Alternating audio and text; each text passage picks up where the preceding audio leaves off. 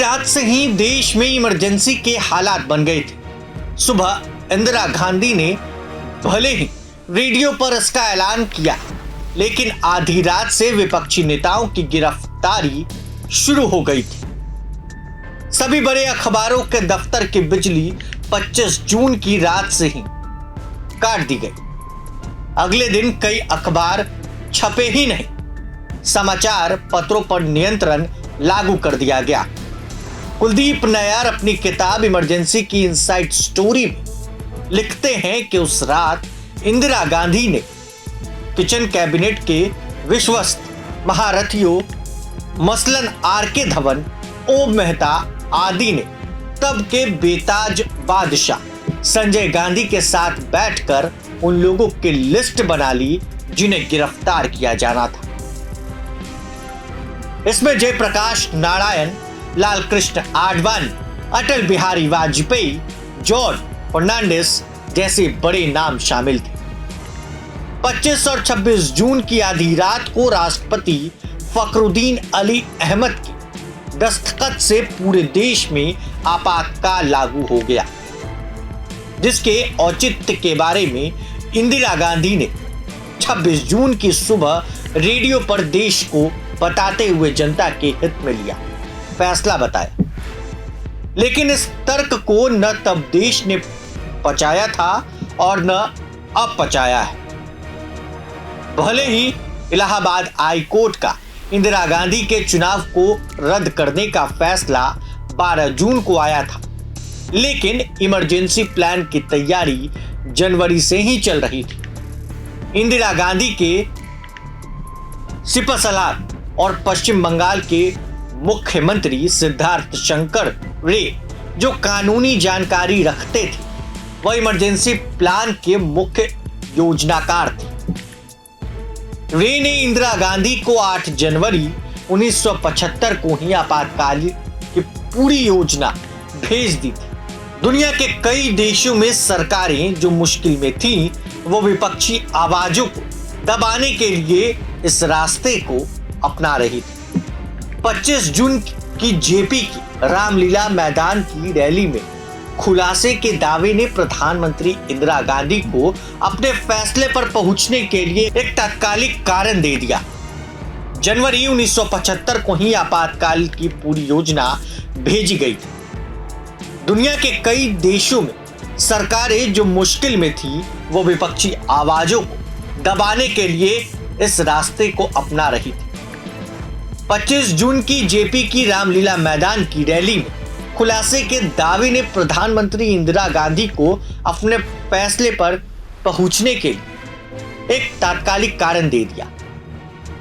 25 जून की आधी रात के बाद अर्थात 26 जून की सुबह शायद करीब 4:30 बजे जेपी को दिल्ली में गांधी शांति प्रतिष्ठान में जगाकर पुलिस ने गिरफ्तार कर लिया। पहले उन्हें सोहना यानी हरियाणा में एक छोटा सा जगह है और फिर दिल्ली की जेल में बंद रखा गया। दिल्ली की जेल में उन्हें बंद रखा गया लंबे समय तक और बाद में वो चंडीगढ़ जेल में ट्रांसफर कर दिए गए थे।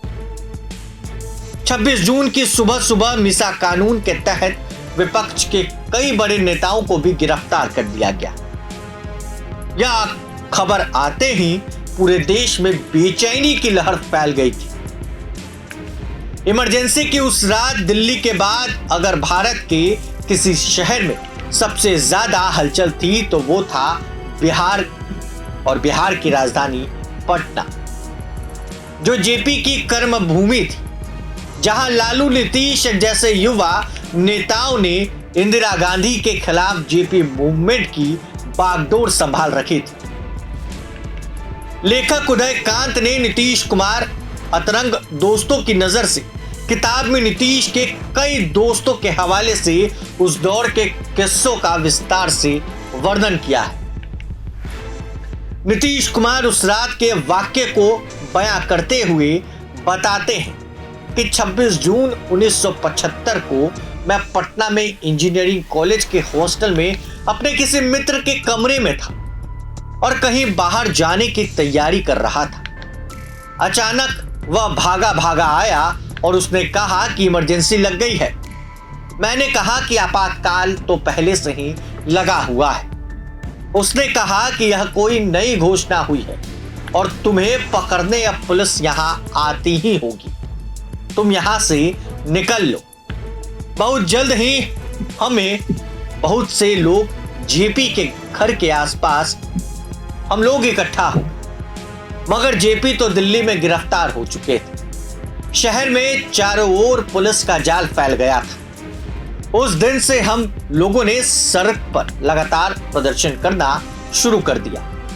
प्रेस पर भी सेंसर लगा दिया गया था। जयप्रकाश नारायण के साथ विपक्ष के प्राय सभी बड़े नेताओं की गिरफ्तारी 26 जून को ही हो गई थी। हम जैसे लोग जो गिरफ्तारी से बच गए थे धीरे धीरे भूमिगत हो गए। लोग नाराज तो थे पर भयभीत भी थे। मुझे लगने लगा था कि अब हमारे ढेर सारे परिचित भी हमारी उपस्थिति में असहज होने लगे थे। कई पुलिस अधिकारियों की सहानुभूति भी हमारे साथ थी, लेकिन वो उसे सार्वजनिक रूप से व्यक्त नहीं कर सकते थे। जुलाई महीने में पटना में एक पुलिस अधिकारी ने मुझे दूर से देख तो लिया था, फिर वह मेरी अनदेखी करता हुआ मुंह फेर कर दूसरी ओर चला गया। 1975 में जुलाई के बाद ही बिहार में बाढ़ आ गया। पुलिस के महाजाल के फंदे से बचने के लिए हम एक दूसरे गांव में छिपते रहे। गया में फल्गु नदी के किनारे जेपी ने खादी ग्राम उद्योग संघ की स्थापना की थी। हम वहां बड़ी मीटिंग कर रहे थे जिसमें भाषण दे रहा था। मेरे साथ लालू जी और जगदीश शर्मा भी मौजूद थे। नीतीश कुमार आगे बताते हैं कि न जाने पुलिस को कैसे खबर लग गई और वहां पुलिस का छापा पड़ गया। मीटिंग में भाग ले रहे छात्र संघ समिति, सर्वोदय संघर्ष वाहिनी तथा विरोधी दल के 16 से 17 बड़े नेता गिरफ्तार हो गए। लालू प्रसाद यादव जी सहित हम कुल 12-13 लोग वहां से भाग निकलने के चक्कर में थे। वहां चारदीवारी के साथ ही लकड़ियों का बड़ा गटर पड़ा था। उस ढेर पर जैसे तैसे चढ़कर हम 10-11 फीट ऊंची दीवार की मुंडेर तक तो पहुंच गए, लेकिन दूसरी तरफ सूखी पड़ी फल्गु नदी में बालू और भी अधिक गहराई पर थी। मेरी और लालू प्रसाद यादव की आयु उस वक्त 25 वर्षों के आसपास होगी, लेकिन हमसे आयु में बड़े भवेश चंद्र प्रसाद जी, यहां तक के करीब 50 वर्षीय राम सुंदर जी को भी ऊंचाई से नीचे छलांग लगाकर भागना पड़ा। मुझे यह सब अच्छा तो नहीं लगा, लेकिन उस समय हर सूरत में गिरफ्तारी से बचना ही हमारा प्राथमिकता था।